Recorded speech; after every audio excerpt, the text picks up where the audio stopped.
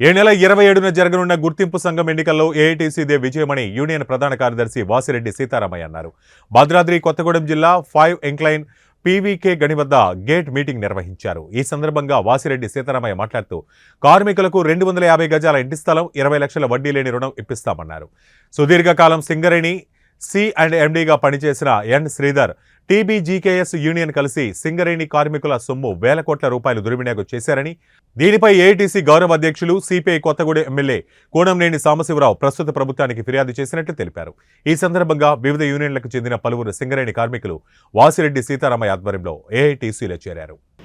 రాష్ట్ర అసెంబ్లీకి జరిగిన ఎన్నికలలో ఈ ప్రభుత్వం అవినీతికర పాలన పోవాలని, దొరల గడియలు బద్దలు కొట్టాలని, దొరల పాలన పోవాలని కాంగ్రెస్ పార్టీకి అనేక రాజకీయ పార్టీలు, సంఘాలు అందరూ కూడా మద్దతు ఇచ్చారు. కాబట్టి ఒక్క కాంగ్రెస్ పార్టీయో ఒక్క సిపిఐ పార్టీయో చేస్తే ఇన్ని వేల ఓట్లు రావు. ప్రజలందరూ కోరుకున్నారు కాబట్టి అత్యధిక మెజార్టీతో గెలిపించారు.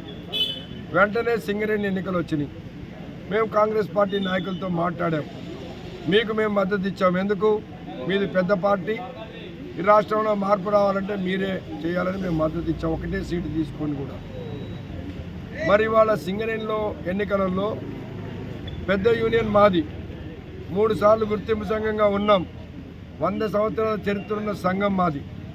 దానికి మీరు మద్దతు ఇవ్వండి, సింగరేణిలో కూడా మార్పు తీసుకొద్దామని చెప్తున్నాం. కాంగ్రెస్ పార్టీ నాయకులు ఒప్పుకున్నారు.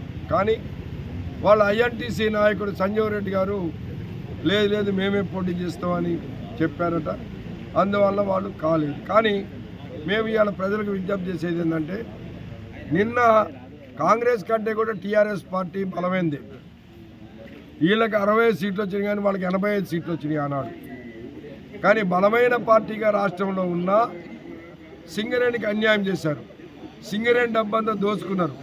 ఇక్కడ గెలిచిన సంఘం వాళ్ళ ప్రభుత్వానికి వ్యతిరేకంగా మాట్లాడలేకపోయింది. మరి అదే పరిస్థితి మళ్ళీ రిపీట్ అవుతుంది కదా సింగరేణిలో. అది రాకుండా ఉండాలంటే కార్మికుల పక్షాన్ని నిలబడే కార్మిక సంఘం ఉండాలి, కానీ ఈ రాజకీయ పార్టీలు కాదు.